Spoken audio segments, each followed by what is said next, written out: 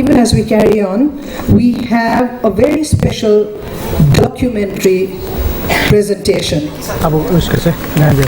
The documentary gives you a very brief insight. It just gives you a little picture of 125 years of the MACFARLANE Memorial Church. So if you'll sit back, enjoy the documentary, and take yourselves back into time past.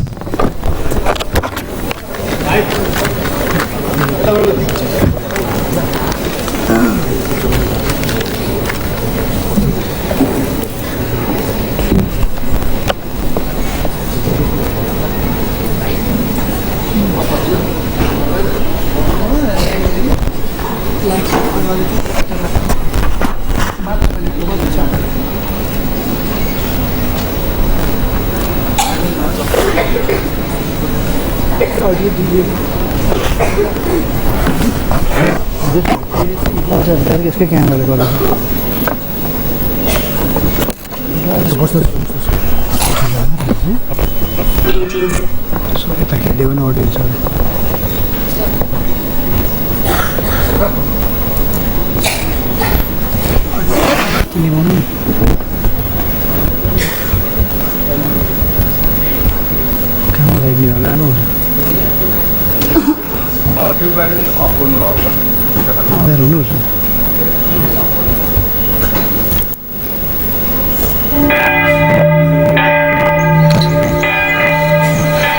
Glorious history of MACFARLANE Memorial Church, Kalimpong.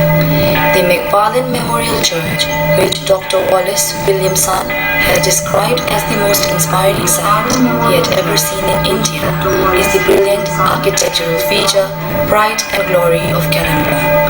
It is built at a choice site, seen from many distant mountain sites, which is the significant advertisement of the faith and of the love of then missionaries. The church building is associated with the name of the pioneering missionary, William MacFarlane. MacFarlane was a native of Perthshire, Scotland, the best mathematician of his time at St. Andrew's University and the devoted assistant pastor at St. Columba's, Glasgow. He first came to India at Gaya as a missionary of the Church of Scotland in 1865. Later in 1870, he came to Darjeeling to work among the more accessible people of the hills, and then in 1879, he came to Kalimpong and fixed it as the headquarters of the new mission work. His major mission was to spread the gospel and make known the Savior Jesus Christ to the local people. For this, there was an utter need for the house of prayer. So the first ever place of worship built in Kalimpong was a shanty made of bamboo and thatch. It also served for his reception when he made his early occasional visits to Kalimpong. With limestone, mud walls and single roof was added, which was further converted to a building as the present of stone and lime.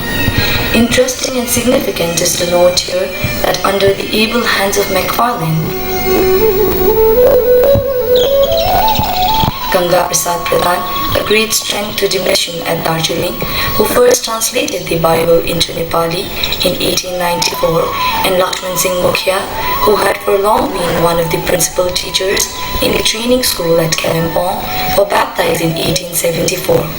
Sukhman Nimbu, baptized in 1874, the first preacher and the first foreign missionary of the native Christian community at Kalimpong. Changbir, a teacher in mission school, baptized in 1875, and Raghuveer, a Nepali cultivator, baptized in 1876, were the first trio of Kalimpong.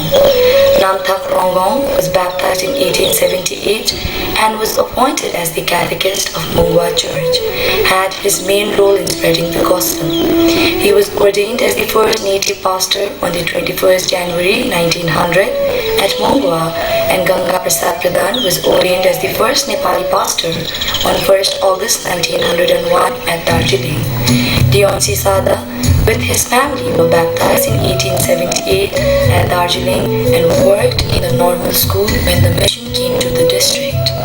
These were some of the first fruits of the abundant harvest sown by MacFarlane.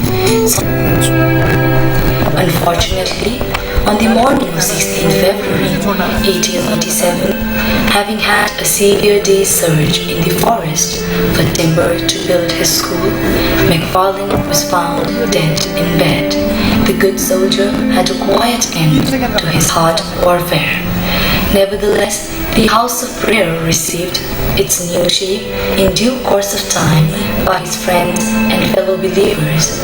While raised to the glory of God, it was associated with the name of the beloved pioneering missionary William MacFarlane, and it came to be known as the famous MacFarlane Memorial Church. Thus, the Memorial Church bears witness to the reverence and respect for him by Europeans and Indians, which in itself is a great testimony to the progress of the mission work. The beautiful MacFarlane Memorial Church in Kalimpong told of a large Christian community and spoke of a very intense Christian worship and activity.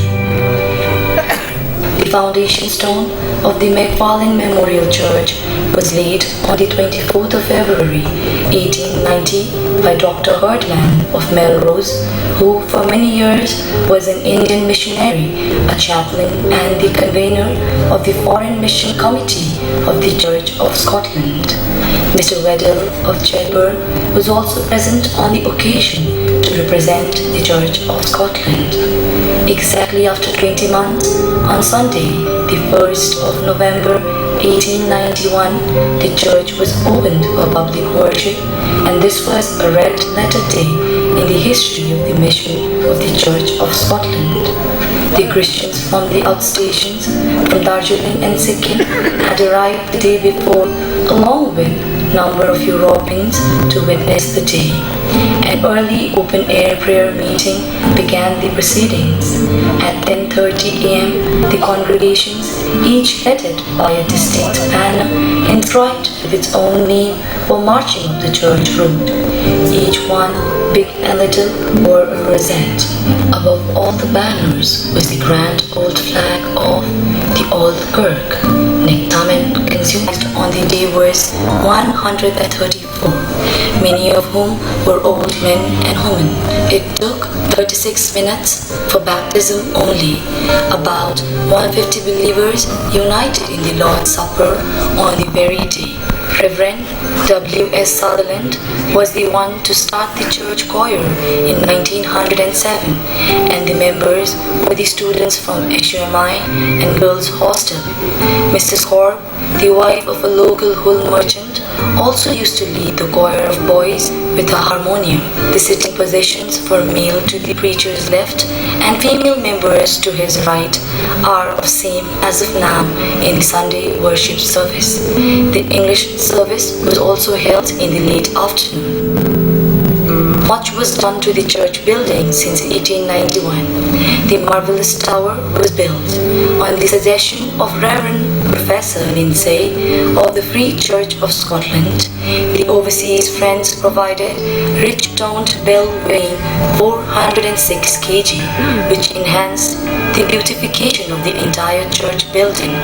The rich-toned bell at 5:30 in the morning woke up the people of Kalimpong, and at 4:30 in the evening reminded the people to return home after the day's hard labor, which had its own beauty and could be heard far and wide.